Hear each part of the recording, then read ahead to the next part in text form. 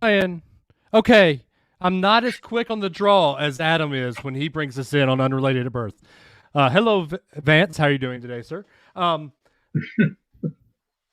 Big, huge shout out to my Unrelated at Birth podcast co-host, Adam Russell, for making that intro for Geek at Birth.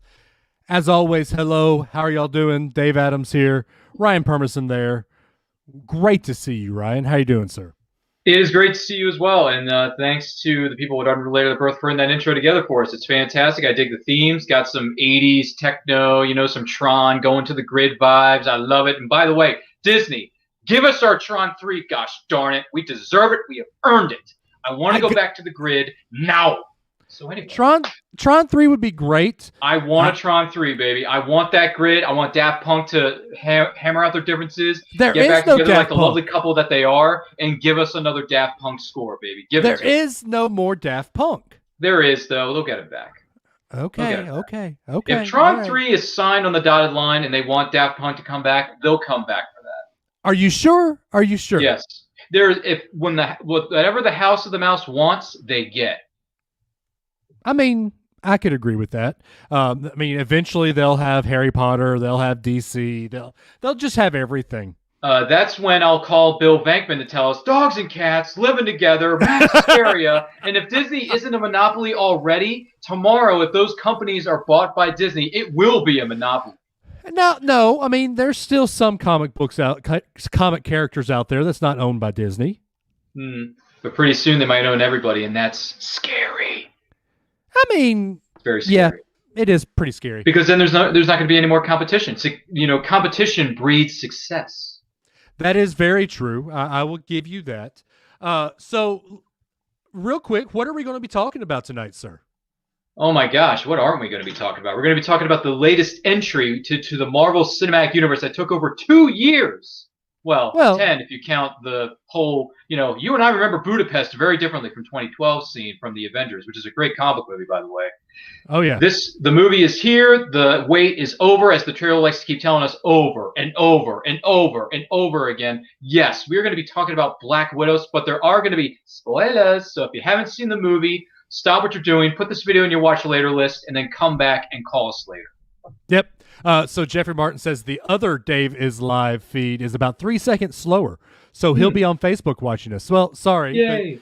Yay. You could hear me in stereo, Ryan and Dave in stereo. So you watch one feed and then 3 seconds later you hear us again. It's true. I mean, why not? Anyway, so what we are going to do is I am going to say at the 5-minute mark, that is when I will be starting the podcast, and we'll go from there. Are you ready, Ryan? Yes, sir. All right. Give me 3, 2, 1.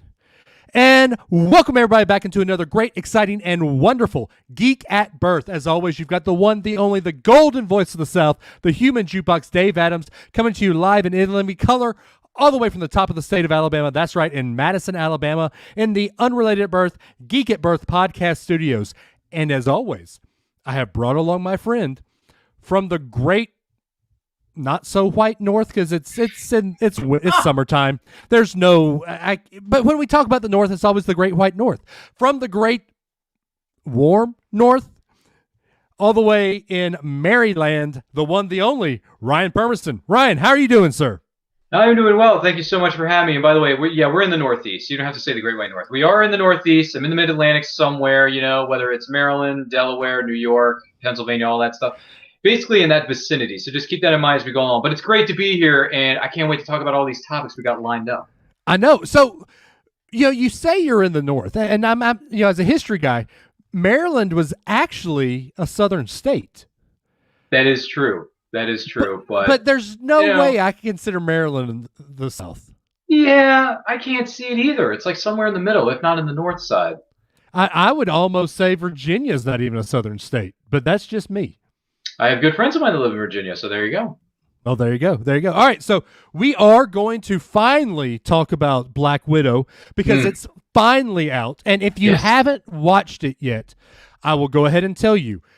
Put this in your watch later or listen later if you're listening to the podcast later. Put this in your whatever you want to do later. Go watch the movie, because we will be talking about some spoilers. We will be talking about some things that happen in the movie that are very vital to Phase 4 of the MCU. So I don't want you to know, or don't want you to think, hey, we're going to be giving this movie away. We're going to go ahead and tell you right now, spoilers will be abounding. So, Ryan, right off the bat, let me ask you this. Was this movie worth the wait? I would say it's a bit of a loaded question, but I would probably say yes, it was worth the wait. But at the same time, this movie should have happened like 9 years ago. Right. This I appreciate them doing a go back, kind of a prequel type thing. Somewhat. So we have some holes, lacks of knowledge that we didn't know. We have those filled with the Black Widow character. But I would have appreciated this a couple of years ago, like you said, maybe in between Avengers Endgame and Infinity War, or whenever you want to do this, because this was definitely, I'd say, even before Infinity War. Mm-hmm. Yeah, the timeline for this movie, specifically Black Widow, takes place after the events of Captain America Civil War, leading into the events of Avengers Infinity War. Right, exactly. And because we kind of see that when the very first scene, when they're actually trying to round up Black Widow or Natasha as she is trying to escape the law, as you would have it. The law. I do appreciate the fact that they kind of showed, and I called it, when they showed Hopper, and I will always call him Hopper no matter who he is, no matter what character he's playing, he will always be David Hopper.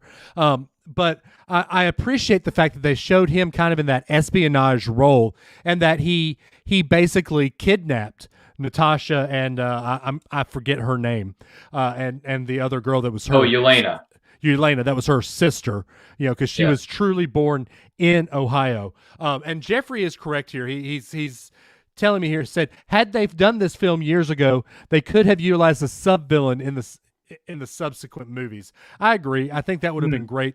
I think that they should have done this. And I'm a little upset at Marvel for not doing it, because they didn't give Black Widow her due. Black Widow was very easily one of the most likable characters in all of the Avengers MCU first 20-something movies. I really wish that they had given her a movie earlier. Oh, yeah. Because it would have made the end scene where we lose her with the Soul Stone, it would have made that even more impactful. Yeah. Yeah. So that is true. Yeah. Vance Cope here says he thinks it's totally worth the wait, as far as he's glad they didn't go Disney Plus with it as the start of the shutdown. Worth the wait to tell the story, meh. But I think it's less a Natasha Black Widow movie and more a Yelena Black Widow origin movie. I think that's what you're trying to say. Yeah, that's what he was saying. I truly agree with that, and we'll get into that at the end. But I don't think we'll see her as the origin of the Black Widow just yet. In fact, I think that she will be a villain in another Disney Plus TV show coming up. But we'll get into that. We will get into that. And for that reason, I think it was worth the wait. So let's without jumping around here, we start off in Ohio. We see that basically, I can't tell if Natasha was kidnapped, but I can only kind of guesstimate that she was, because she kind of spoke with a Russian accent at the time. Yeah. But Yelena truly was kidnapped. She was truly born in Ohio. So it was a basically child trafficking story. We know that they were in this organization, the Widows, basically. They were trafficked to become killers. Did you know from the point go that the wife, quote unquote wife, was in on this, or did you think it was all Hopper? No, I could tell almost right off the bat that both, Rachel Weisz's character, David Harbour's character, both of them were in on it. They knew what was going on. They were highly trained agents hiding that. It's basically, remember the FX series, The Americans? Well, yeah, this is the basically Americans. that whole plot was that thing. Like, I mean, granted, Kerry Russell and Matthew Rhys actually had those kids naturally. They weren't like stolen or anything. But at the same time, these girls were kidnapped in this case, and you got David Harbour and Rachel Weisz acting as their parents because those are the only family they've ever known because they were kidnapped at young ages, respectively. And by the way, during the opening sequence in Ohio, 1995, great year, by the way. The 90s were a great decade period. But I thought Yelena was the blonde and Natasha was the blonde and Yelena was the one with the colored hair. I'm like, what's going on? But then I realized when she said, "Hey, you were my younger sister," I'm like, "Oh, so you weren't the one?" Okay. I had my I's and T's not crossed well, so it took me a second to figure that out. And by the way, I think there was a fun fact. Someone brought this up on the internet last week. That's Kevin Smith's youngest daughter playing the younger version of Natasha. Really? So, yeah, that's what I heard. I did not know that. That is a. It's the reason she has colored hair. So, yeah. There you go. All right. So that's more geekisms. Cool little tidbit there. So the whole mind control aspect that we get, I don't know if I liked that. I thought it made a lot of sense. It made a lot of sense, but if you're going to use a mind control agent, why not? Why do you have to kidnap them at such an early age? Because part of what I had always imagined was kind of a Chuck, the old movie Chuck type situation. Like they sit them down in front of a TV and force them to watch all these, mind numbing things where it puts them in a trance, and then they're able to to teach them all this stuff. I get that there's the part of the agent is you have to go in and destroy it or have this healing agent. It makes it for a better movie. But I truly thought that comic book is like that Chuck TV sit you down and hypnotize you situation. Yeah. No, it could have been, but no. For me, it made sense. Like you can train someone's mind to a certain point, but some of them are going to break. And what do you want to do if you want to make sure your army that you're trying to control doesn't break? You put something in them. You mind control them with a device or a mineral or a pill, whatever it was, to keep them under control. That's how you control your army in the dark side. But so I get it. For me, it worked. That plot device worked. And then when they figured out what the antidote was, it's like, oh, okay, so this is how they're going to, I must break you. So this is how you break it. Okay, I got it. I can roll with this. Like for the most part, the plot, I can roll with it. Yeah, I liked that too. So hold on, we got here. So Jeffrey, Manchurian Candidate and Street Fighter use the TV with quick clips scenes to brainwash. See, that is like that whole 80s, 90s trope. As like Clockwork Orange. Right, exactly. And that's truly what I thought it would have been. And it would have made it more realistic for you, and I get that. Right. For me, with the mind control and the pill and the stuff that they injected into these women's heads, I get it. Plus, we're in the Marvel Cinematic Universe. We've seen some weird stuff. Right. So I can get with that. Yeah. I do love, like, I'll tell you this. I now want, because of this movie, we're jumping around a lot. That's what we do here at Geek At Birth, and I apologize. But I do want, I don't apologize, actually. That's my style. I do now want a Red Guardian versus Captain America movie. I want to see, that 80s Captain America versus Red Guardian. Now, here's the question. If we go based on the MCU, Captain America wasn't unfrozen until 2012. Mm-hmm. But the Red Guardian was in the 80s. So how could the Red Guardian have truly gone up against Steve Rogers if we're in the MCU? It's a good question. But if they were to meet now, even though Captain America's, rest in peace, the original Captain America is. We have a new one. We're great. But the original was gone. He is no longer with us. God rest your soul, Steve Rogers. But if Steve Rogers were alive today and he were 50 years younger than he was at the end of Endgame, because we all know what happens at the end of Endgame. Spoilers! He's no longer with us. That version, anyway. If these two met up in the street, Steve Rogers would mop the floor with him. Wouldn't be a problem. I agree. So he would mop the floor with Red Guardian. It wouldn't even be 5 minutes. Yep. Vance says it was another Cap like Isaiah Washington. But I thought the original Cap was Steve Rogers. Yeah. I just throwing that out there. The original Cap was, yeah. Vance says Red Guardian only knew he was fighting a costume, not Rogers, and I can get behind that. Yeah. And Jeffrey, did he actually fight him, or was he telling a tall tale to puff up his reputation? He probably was. That's what I was kind of guessing in the movies. Yeah. That, yes, there is comic book representation of Red Guardian fighting Captain America. But I think for the purpose of this movie and the MCU alone, I truly do think that it was a tall tale. Yeah. But I do want this movie now, because I do think that this would have been a great, good versus evil, red v blue, going to that Halo reference there. Red v blue would be awesome in this. So let's get into the meat of the movie. When Natasha and Yelena meet up, and that was honestly the best fight scene I think I've ever seen in the MCU. 21 years later. 21 Yes. years later, they met up. They haven't seen each other since they were like, what was it? She was 6, and then Natasha was like 9, maybe 10. I was going to say, for some reason, I thought 11. 11 stuck out in my mind. Oh, 10 or 11. Yeah, but, we can play up the numbers there. Yeah, they knew each other. They seemed to have backed each other up. And that was, honestly, I think, the best fight scene in the entire movie.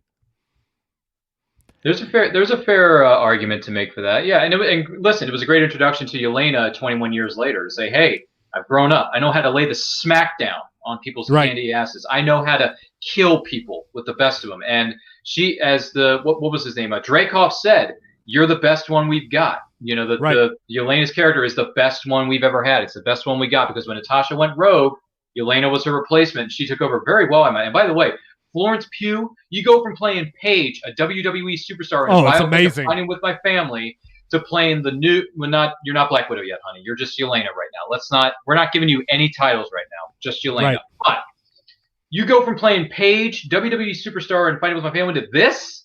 Dang, girl, you've gotten good. She's amazing. And you're beautiful to look at, and you know how to lay the smackdown on someone's candy ass. And there is nothing wrong with that. That will get you some big roles, some big fish, some big paychecks.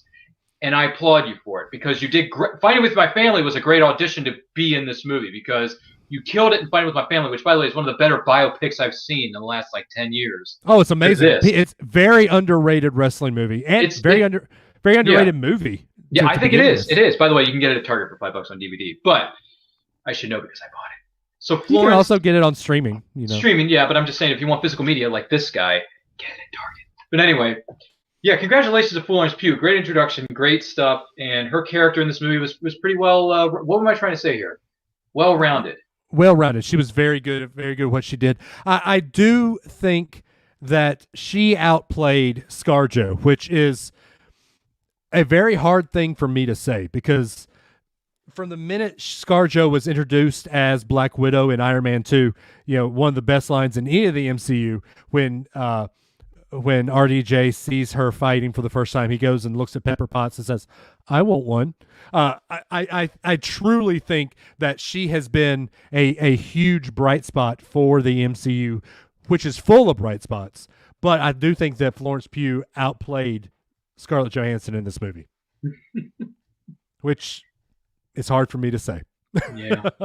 Yeah. So we get the whole movie. I was waiting on the Red Guardian to turn on Natasha and I forget her name again. Yelena. But it never happened. And I was always wondering where, was Red Guardian in on it to begin with, or was that his job, or did he have that mind control agent, and then when he got sent to prison, and was basically turned on, did that make him kind of turn into the anti-hero good guy? That is actually a good question. I'm not really sure, but then again, when you're in prison for over 2 decades, you tend to get knocked on the head sometimes. So maybe that's what broke the code in his head, to be like, hey, I'm not mind controlled anymore. I'm my own person, but I'm just going to make up stories of how I was great as the Red Guardian, because it's all about me when I'm in this prison. My gosh, does this guy like to talk about himself or what? Well, This guy he likes does, to talk about himself, and he likes to talk about himself in the third person.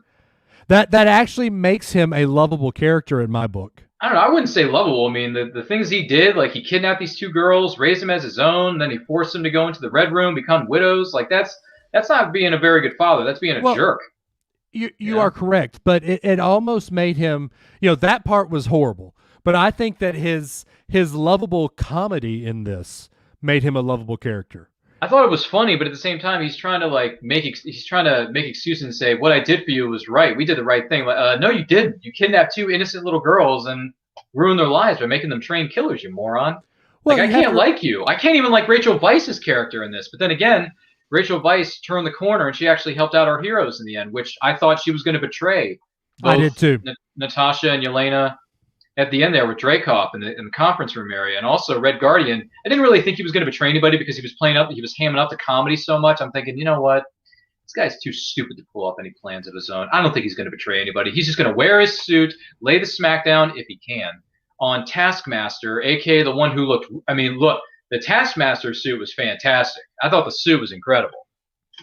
So that brings me. So before we get into the Taskmaster thing, and I want to get into this because that's the biggest part of the movie that I have a problem with. But I thought there in the conference room scene with Dreykov, I thought that they were going to mind control Natasha. Mm-hmm. I thought that we were going to see Natasha working for the widows, and then we're going to have Yelena free her in that situation. I thought they missed an opportunity to use that plot point. Yep, it's a valid point. Yep. All right, so to the Taskmaster thing. Here's where the big spoiler comes into effect, and this is where we see Budapest. This is where we hear what Hawkeye and Black Widow were talking about in the Avengers movies. Mm-hmm. Did you at any point think that Dreykov's daughter was Taskmaster? Did I at any point think? No. Before the reveal? Right, before the reveal. No, I didn't. I didn't think it. I think Taskmaster. I thought it was just another henchwoman or henchman, working for Dreykov in the Red Room. But nope, I didn't think that was the case. I really didn't. And then when Hawkeye said in the movie, you and I remember Budapest very differently. And then when we actually find out what actually happened during those events at Budapest, I was like, can we get a flashback with Clint Barton in this? I mean, right. Where was Clint Barton? We signed up for this flashback, and you tell us what actually happened. Which, don't get me wrong. Thank you for giving us details, aka giving us the file. But where was the flashback with Clint Barton, bro? Right, because the whole time we're told in these movies that Clint was just as much at fault for what happened as Natasha. Yeah. And we never see him in these flashbacks. To me, that brings up more questions than it gives me more answers to it. Yeah, it's also kind of a slap in the face to all the people who are fans of the 2012 movie The Avengers and that line. You and I remember Budapest very differently. We want to see that movie, please. Can you give that to us? And did you? Right. Not really. See, I thought that's what we were getting. This whole time, I thought that's what we were getting. Would have been nice. But it would have been nice. And so I'll admit, the first time that I go in to watch this movie, me and my buddy Kerry were having this discussion saying, this is going to be really weird because it has nothing to play for Phase 4. Well, we find out at the end it does have a little bit to play for. But there's not as much MCU build in this movie as there has been in the past. Yeah. I think what we're trying to say is this is more of a standalone movie than anything else. I mean, right, exactly. You can peel maybe one or two layers to this into the future MCU movies, but at the same time, it's a standalone movie. And that's part of my problem with Taskmaster. Taskmaster in the comics is a huge villain. Oh. And we see 30 minutes of Taskmaster on screen. Yeah, I don't know nothing about Taskmaster, so my emotional and geek ties aren't as heavy as they are to the fans out there who are complaining on the interwebs about Taskmaster and how it was a wasted opportunity for Marvel and the MCU. I don't know anything about the character. I'm just going off of what the movie tells me. So right, yeah. And I'll say this: they did a good job for what they wanted to do. And Kevin, who am I to question Kevin Feige? Mm-hmm. But I'm going to question Kevin Feige. I wish that we had gotten more Taskmaster and less Dreykov, because I do think if we had gotten a lot more Taskmaster, we would have gotten a lot more fighting and a lot less dialogue. Which when we're watching Black Widow, we want fighting. Which we got plenty of. I mean, let's not argue. Let's not argue this point. This is a 2-hour, 10-minute movie, and we got a boatload of action in this movie. We sure did. Now, would have been nice if we had gotten more scenes with Taskmaster. Yes, I would have been fine with that. But at the same time, I actually liked Dreykov more as the villain than Taskmaster. Taskmaster was a henchman. Well, see, what they have done now is they have. There was a fly that just went in front of my on my camera. This is weird. This is Alabama, folks. Pardon me. Okay. Anyway, get those flies out of here. Yeah. So Ty says the original scene with Taskmaster on the bridge fighting Natasha was a great fight scene. I wanted more from the character because of that scene. Exactly. I would have liked that too. Right. What Feige and the MCU have done now is they have eliminated Taskmaster from being any other villainous parts of the MCU. As well as Dreykov. Exactly. Well, Dreykov, I can understand that. Dave liked the talky. Dave like the talky. He wanted more punchy. It's Vance, a spy movie. It's a spy thriller. We want espionage and we want hardcore action scenes. Even though we got a good portion of that in this movie. Right, but I needed more. You didn't get enough? What is wrong with you? 89% of this movie was action scenes. I'm sorry. I want more out of my MCU. Jeez. I don't want Star Wars sitting and talking in front of the Senate when it comes to the MCU. But what God, I will say, what I'm afraid that they've done is they have limited Taskmaster's on-screen ability now. We're not going to get any more Taskmaster, nope. and we could have used him or her a lot more in the MCU. That's my only. And I would have been okay with that because I like the suit and the fact that you can mirror your opponent. It's right. Like Yelena said, it's like you're fighting a mirror, and I'm like, well. You want to bring more of that in the MCU? That means tougher enemies for our heroes to fight, and I was like that. Exactly. So speaking of, we have to get so. Let's wait for the mid-credit scene. Oh, sure. Right before I want to talk about this real quick. Now that we've kind of gone through the entire movie, I've given you what I like, what I didn't like. Give me your. This is where but in the pre-show we were talking about the Rotten Tomatoes. Oh, yes. So give me your synopsis and then tell me what you found on Rotten Tomatoes there, Ryan. All right. Well, before I bring that up, okay, so for what my feelings are on Black Widow overall is what you're asking? Exactly. Okay, so Black Widow. Do I think this movie was worth the wait? That's kind of hard to say, but I would say to a certain degree, yes, it was. Because what we got was really good action sequences, hardcore action sequences, people punching each other in the face, breaking noses, breaking bones, blood dripping down your face. I liked it a lot. And I wanted more. And do you see what I did there? Thank you, 90s kids. I like it a lot. Exactly. Thank you. So, look, overall, I liked this movie. To me, it's one of the better MCU films. Now, do I think it's in the A class of MCU movies? Heck no. This wouldn't even crack the top 10, let alone the top 20. But of all comic movies. But thank you. Who is this? Oh, Harry and Lloyd. Thank you. Lloyd. I like it a lot. I like it a lot. I got worms. Anyway, that's another discussion for another time, folks. But you're killing me here, man. So Black Widow. Overall, I liked this movie. I enjoyed the action sequences that we got. I think Florence Pugh is growing to a very mature adult actress, and I think she's going to kick tail, take some names for many, many decades to come, considering she's only 22, 23, somewhere in her 20s. If you want to Google that for me real quick. Yeah. Florence Pugh. She's got a long, long future ahead of her, so I wish her the best. Is she going to be the new Black Widow? I don't know about that. Are they going to rename her the White? Are they going to rename her the White Widow? I don't know. She was wearing a white suit at the end of the movie, so who knows? Yeah. She was born in 1996, so she is 25. Ooh, my goodness. Oh, my goodness. Yeah, Florence, you're not going anywhere, honey. You got many, many, many, many, many decades ahead of you. Yeah. So, overall, this movie was good. It was fun. It was entertaining. Here's the thing about this movie. Here's a problem I always have with the MCU. Too much salt, a.k.a. humor, not enough pepper, aka drama. But for me, there was a good balance. A few pieces of comedy didn't fully land with me, and I thought the whole "you're a poser" thing that got old very, very fast. We don't need to hear the whole poser I thought thing. it was awesome. That was one of my favorite lines in the movie. That's meta. That's breaking the fourth wall. You're not supposed to do that in a comic book movie unless I give you authorization. I don't like it when people do that. We know they're posing. We know they're kicking tail and taking names, but you don't say it out loud in a movie that you're in. You don't do that unless you're Deadpool. I was going to say, no. Come on, you have to have some of that breaking the fourth wall thing. No, I don't like it when they do it in MCU. I don't like when they do it in any comic movie. Deadpool, you can do it for because that's what he's built for. But the poser thing in the beginning, when she says it the first time, that's great. That's fine. Nice joke. But when you do it over and over again, it's like, come on, we get it. No, but what I liked about it was how she did it a couple of times, and then when she dropped into a fighting scene, she did the pose and she went, ugh. You know, and it kind of brought it full circle as how we're going to see her part of Black Widow, part of the MCU from going on. So I love that, and I'm a little shocked that you don't like that in it.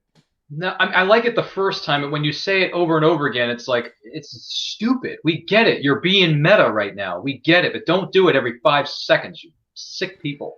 But look, she did the pose herself. She understood why. Got it.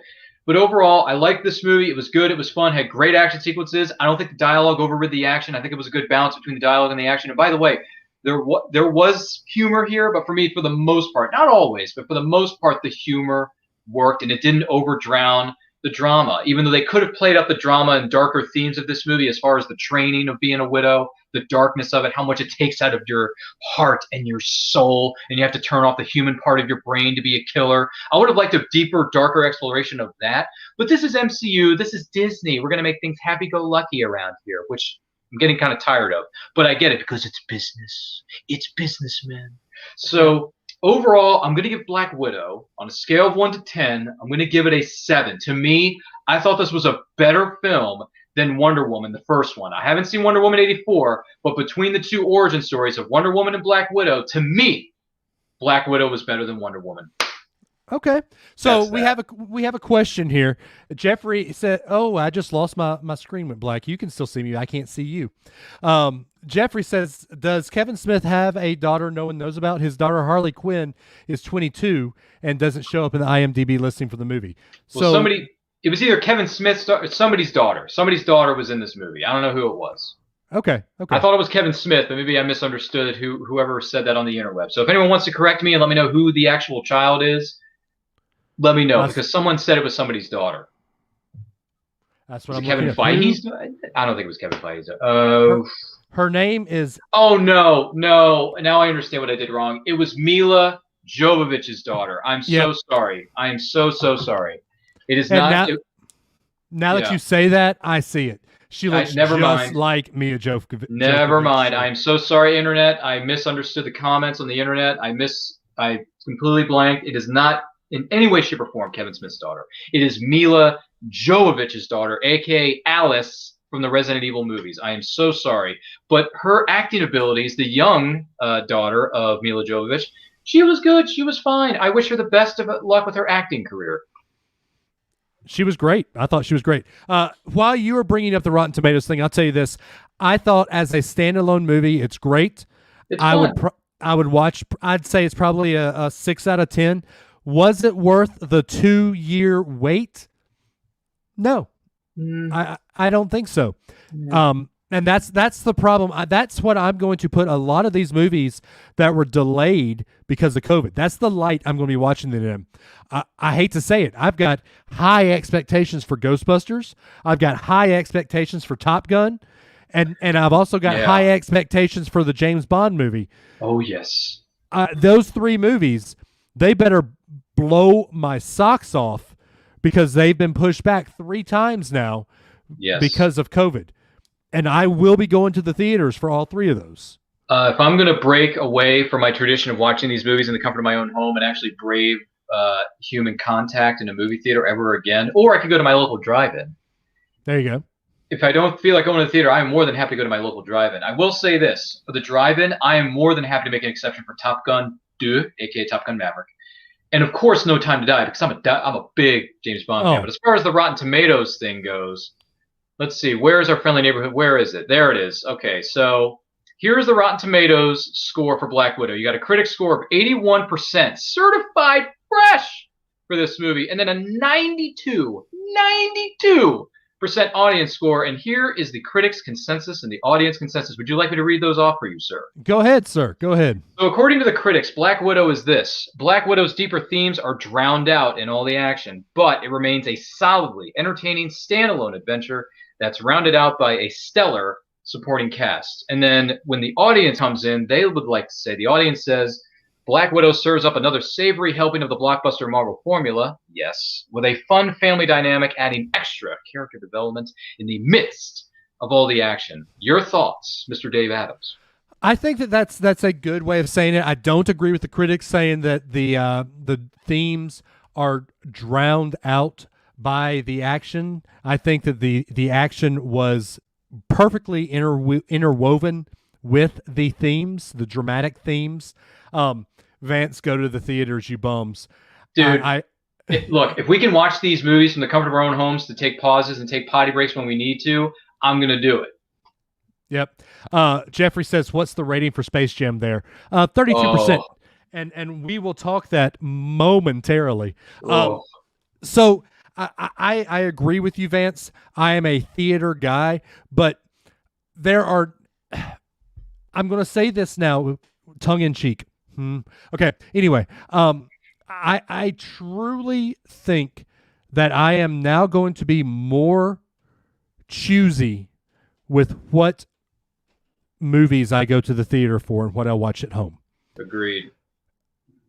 Snake Eyes is coming out. 2 years ago, that would have been a movie I'd be there for the front, the very first showing, the very first day it came out. Mm-hmm.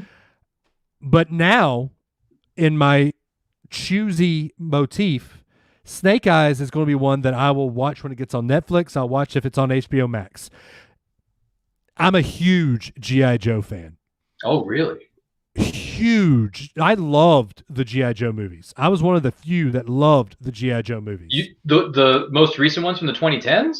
Yes. Oh my gosh, dude, I enjoyed them too. I got them on Divida. You can get the 2-pack at Walmart or Target for $5. Yeah.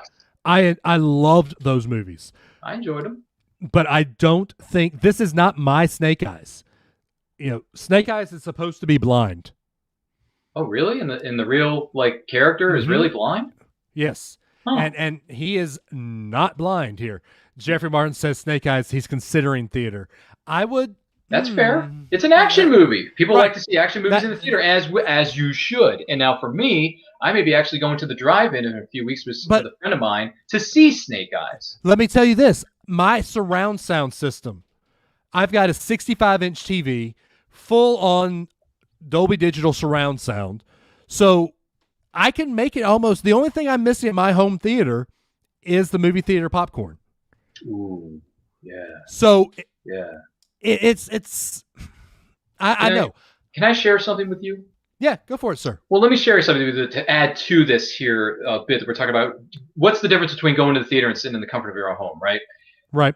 For me, with the pandemic, and I said this on my Facebook a few days ago, I said the pandemic has changed everything for all of us in one way or another. For me, I'm more comfortable watching movies in the comfort of my own home now. I really don't feel like ever going back to the theater because all these streaming services, most of them anyway, not all of them, but a majority of them are offering the new releases on their respective streaming service that you can just stream from the comfort of your own home. And like you said, you have a 65-inch TV with Dolby Digital Surround, whatever it is.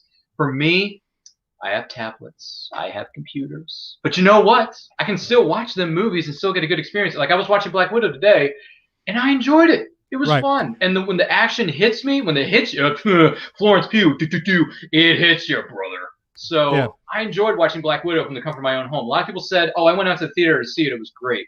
Good for you. But for me, I'm happy being in the comfort of my own home doing it.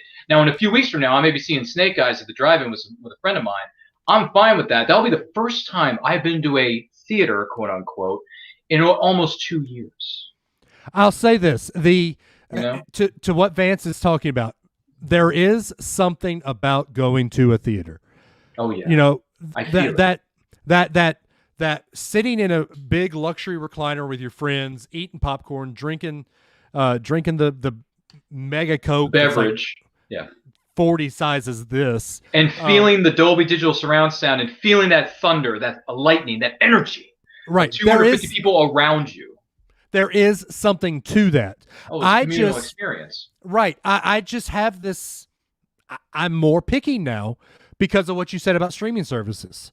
Yeah, I'm with you. So, yep. But anyway, all right. So there's our take on Black Widow. Before we get into Space Jam, the final mid-credit scene. So Florence Pugh, Yelena, is visited by Julia Louis-Dreyfus, who we found out, and this is where people who are better versed in the MCU or the Marvel comics than I am, and Ryan and I are, please tell me what's going on here. I don't truly know much about Val in the Marvel characters. I know she is probably part of the Dark Avengers.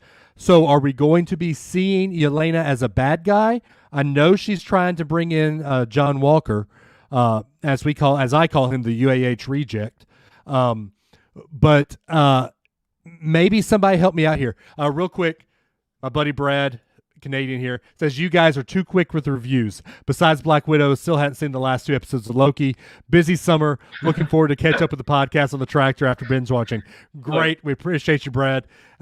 Look, I'm trying to get in a review of Black Widow and a little bit of Space Jam in a 45-minute show.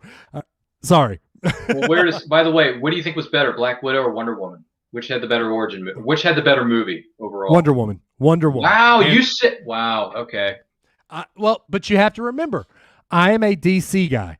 I have always and will always be a DC guy. Superman's my number one favorite. Right. I actually enjoyed a lot of the DC cinematic universe. Same here. So there are some people on. If you listen to Unrelated at Birth, a lot of people have disagreed with me and my take on that. Adam is one of them. I get it because he has to toe that company line. But so anyway, Space Jam. No, mid-credit scene. Sorry, I'm getting off track here. I've seen 2 things. They reshot that mid-credit scene. Originally, when Yelena whistled, you don't see anything. You just hear a response to that whistle. Oh, wow. And it was what I was reading. It was kind of a callback to when Steve Rogers went and turned all the stones in back to where it was supposed to be after the end game. He turns the Soul Stone in and tells Red Skull, a soul for a soul, or a soul for a soul, and gets Black Widow back. That was where I was, which I thought would have been amazing. But if we're not going to see ScarJo, I would much rather see Florence Pugh. But here's what I think this is setting up. I know we're getting a Hawkeye TV show. Yes, we are. Disney Plus show. Yeah, with Kate Bishop. Right.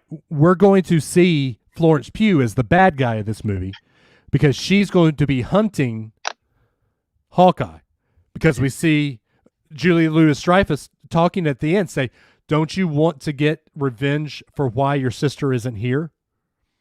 The one person that is responsible, quote unquote responsible, is Hawkeye. Yeah, if that's going to be the crux of the whole Hawkeye series, that's going to get kind of boring after like 1 or 2 episodes.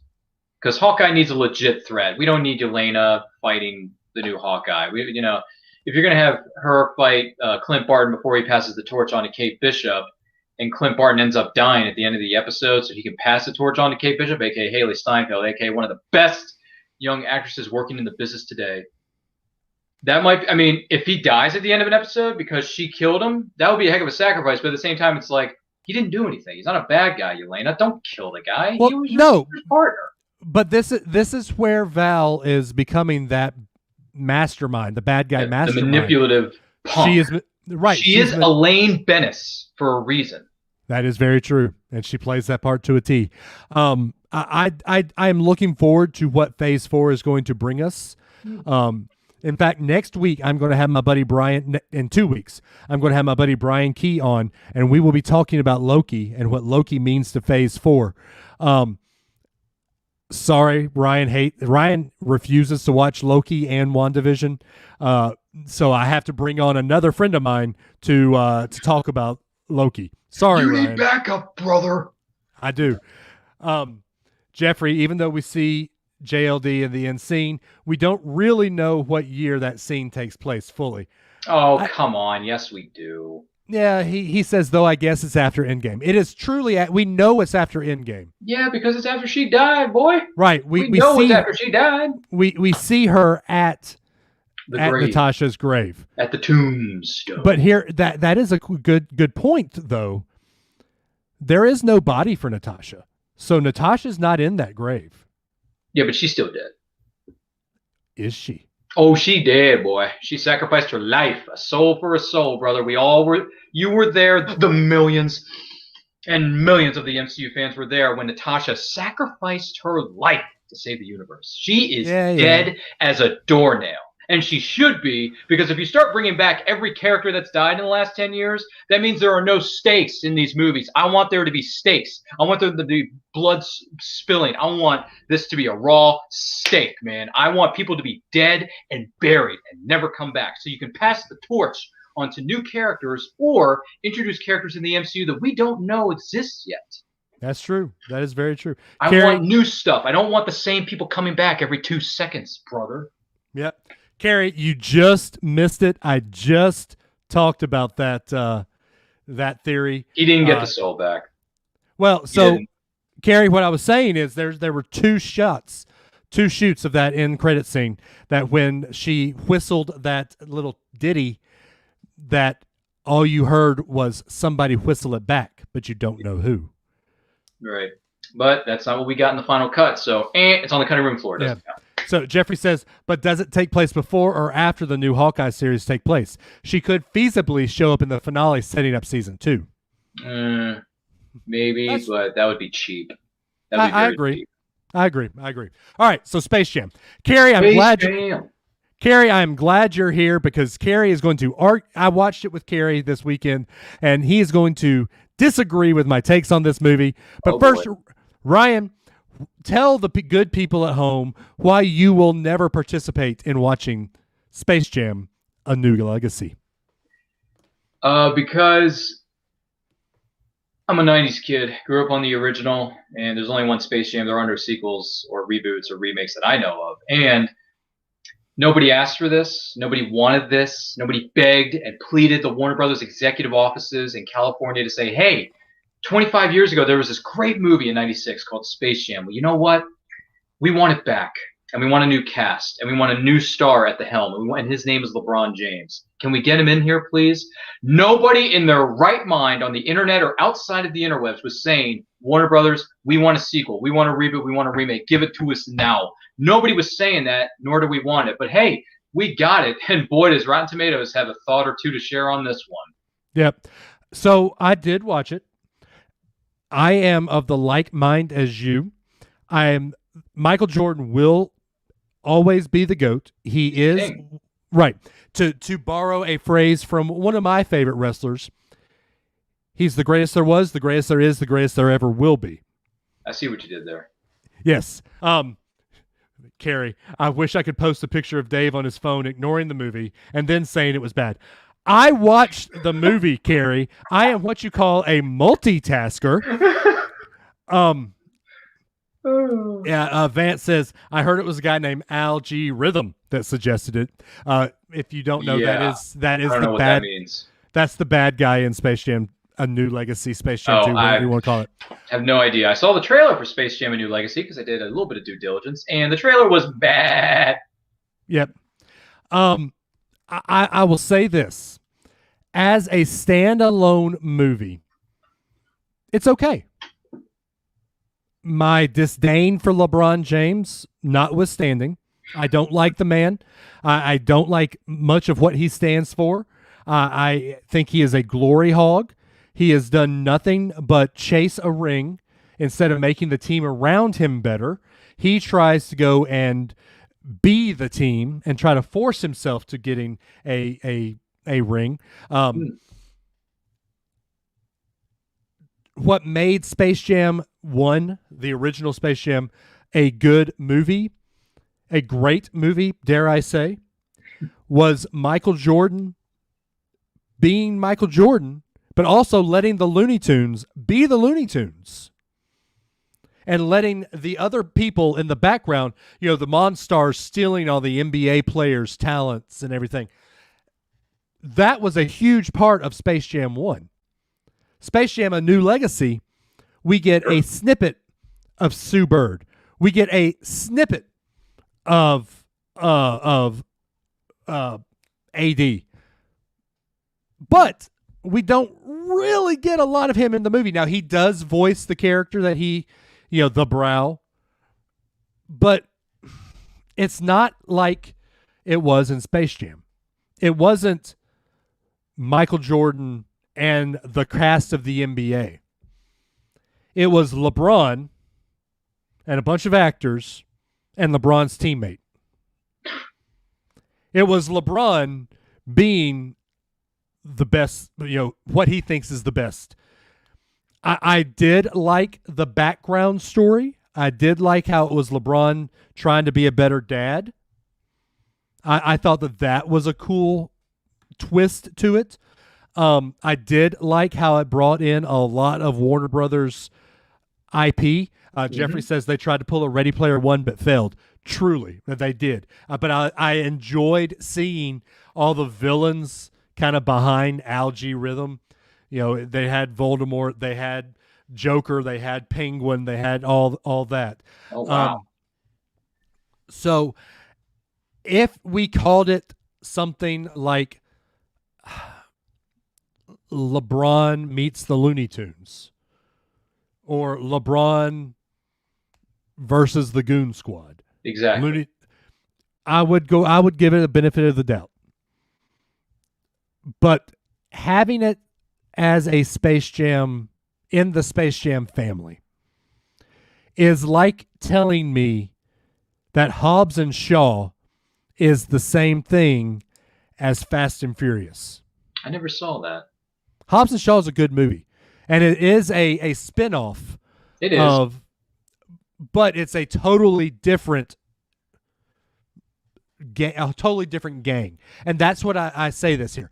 If you wanted to call this a sequel, maybe have Michael Jordan show up.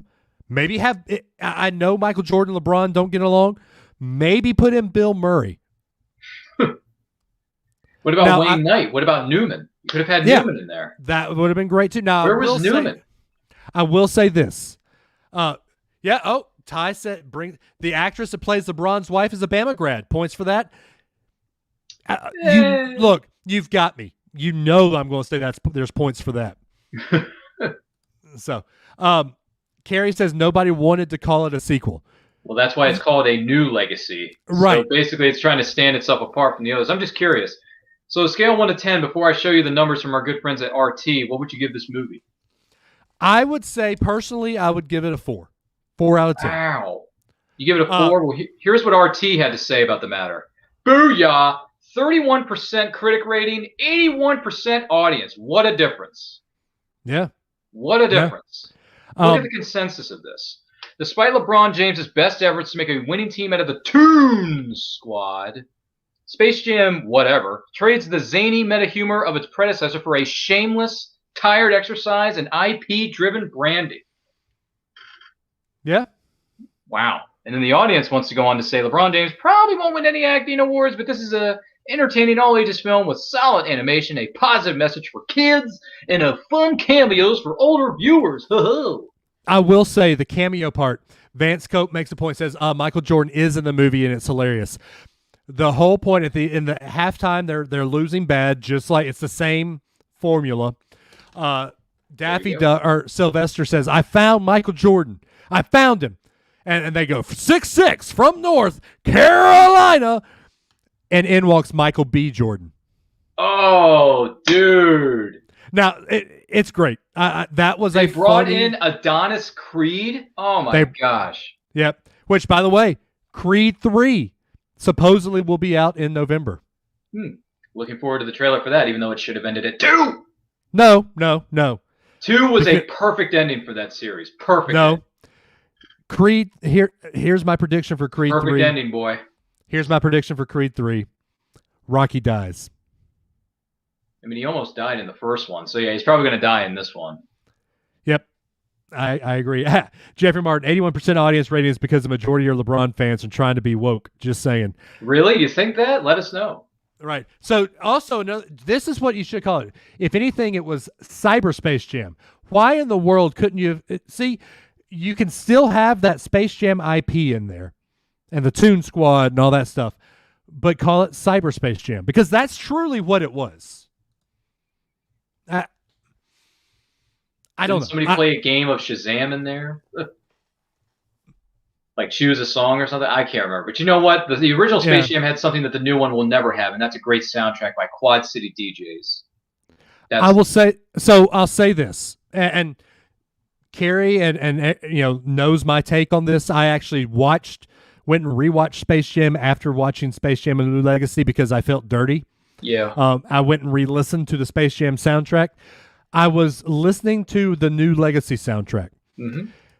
To this generation and to these kids in high school, which I was in high school when Space Jam 1 came out. Sure. I can see them playing that soundtrack like I did Space Jam. There is no true, there's no Monstars anthem on this one. There's no I Believe I Can Fly. There's no there's no funny in it like there was in Basketball Jones with Chris Rock and Barry White. Oh gosh. But I can see this, because this soundtrack has John Legend, it's got Chance the Rapper, it's got Lil Weezy, it's got a lot of popular artists from this day and age. So I could see it being popular with Gen Zers. What do we call them? Millennials. Well, no, you and I are millennials. Well, yeah, that's true. We're not millennials. Gen Y, Gen Zers, something. Zers. Zer is it old guys? I mean, it's a Gen Z. Can anyone clarify what generation these new kids are? Because we're millennials, Dave and I. So can you get back to us on that in line 2? It is Gen Z, but do we call them Zers? Do we? What do we call them? Someone is catching some Z's tonight, like going to sleep. I don't know, sleeping with the fishes. I know my daughters are Gen Alpha. So, Gen Alpha, is that what they're called now? Yeah. So there's millennials. Yes. Which I'm truly what you call a zennial. I am that edge of Gen X and edge of millennials. The one after millennial is Gen Z. And I think 2009 is the cutoff for Gen Z, and anything after 2009 is Gen Alpha. So there you go. There's a lot of coding involved in this. So yeah, you know what they say? Go Joe. Yeah, I the more you know. I can see this movie and soundtrack being as popular with Gen Z as Space Jam was with millennials, but as a millennial, not for me. Nothing's going to compare to Quad City DJs and R. Kelly. I want to fly like an eagle to the sea. Now, granted, history has not looked kind on R. Kelly. Well, on certain recording artists, yes. I'm not trying to make excuses for that. I'm just saying that soundtrack from back then was a lot of fun to listen to. I'm not saying I agree with anything that some of these recording artists have done in the last couple of years, so don't quote me on that. Yep. But I see what you mean. Exactly. All right, so we got 2 movie reviews in here in an hour. I'm impressed with us. Go us. Fist bump. There we go. There it is. We did some homework for you. We did some homework for you all the last couple of weeks. There it is. And in 2 weeks, we will be reviewing Loki and what that means for Phase 4. And maybe some Snake Eyes. Sneak in some G.I. Joe Origins in there for you. To bring it back, Jeffrey was telling me about Snake Eyes here in the movie. For Snake Eyes, not knowing the full plot, he believes this is a pre-G.I. Joe. He wasn't blind when he was training in Japan with Storm Shadow. He also thinks he wears the mask because he was disfigured in a Joe mission, not that he's blind. He is mute, though, but that's the one thing. We do see him talking in the Snake Eyes trailer. So will we find out why he's mute? Let's see. I'll be honest, I'm intrigued because I don't have any ties to the original property because it was before my time. So I am very much looking forward to seeing an origin story of one of these. I mean, they were talking about this movie for a number of years, even after G.I. Joe Retaliation came out in 2013. I would have liked to have seen Ray Park come back because Ray Park was Snake Eyes in the original 2 films, and he was very good as Darth Maul in 1999's The Phantom Menace, by the way. So I would have liked to have seen him come back, but I understand this is a reboot. They want to try to reignite the interest in this property because they want to move forward with a supposedly Hasbro-connected universe with G.I. Joe and ROM and who's the other one? Transformers and Power Rangers and all this other crazy, weird stuff that I'm hoping doesn't come to fruition because I don't want to see my Power Rangers associated with G.I. Joe and whatever else is going on in Hasbro. I'm sorry, but there are certain IPs that belong in their own backyard. Don't mix and match these properties. It doesn't work out. So, looking forward to seeing the Snake Eyes origin story with the movie itself. Snake Eyes, G.I. Joe Origins. Thank you for clearing that up, because if you just called this movie Snake Eyes, I would have thought this was a reboot of the Nick Cage movie. Which was a good movie, by the way. No, it wasn't. I saw that movie during the pandemic, young sir, and I got to tell you, that is not a very good movie at all. Maybe it doesn't. Maybe it doesn't age well. I saw it when it was first released. So it's bad. Maybe. Okay. All right. So that's our show for the week. Geek at Birth. Ryan, how do they follow you on the socials, sir? Well, first of all, thank you very much for having me. It was a great show. Great to be back. Great to be talking about movies and things that are actually going on here in the 21st century. We're back, baby. The human race is rising from the ashes. So aside from that, you can find me on Twitter and Instagram at RyanRPM5. Check us out on all forms of social media at It's Nerdculture. New videos are being posted each and every week. And check out my podcast, The Nerdcast, where I talk about, what is that, you say? Movies. The movies I've had a chance to see during the course of this pandemic and even before the pandemic. Check it out on Anchor, Google, Spotify, wherever you download your podcasts. Find me there. Check out my live show every Saturday. It's called And I Quote on the Nerdculture YouTube channel, Saturday at 12 p.m. Eastern Time on Facebook at It's Nerdculture. I'll just be more specific about that. But aside from that, thanks for having me. There's a lot going on here. Dave, back to you. Yes, sir. So you can check out all of my shows, Geek at Birth, Unrelated at Birth, they're on the Tuesdays. You will find them on the alternating Tuesdays. Also, Top of the World, a Disney DVC podcast. Whenever we decide to film it, it's every now and then. And just check us out on the socials, Geek at Birth on Facebook. Talk about Geek at Birth on the Unrelated at Birth listener group, since Geek at Birth is an offshoot of Unrelated at Birth. But guys, thank y'all so much for spending an hour with us talking about the movies and just enjoying geeking out like we do. Guys, we love y'all. We will see y'all in 2 weeks.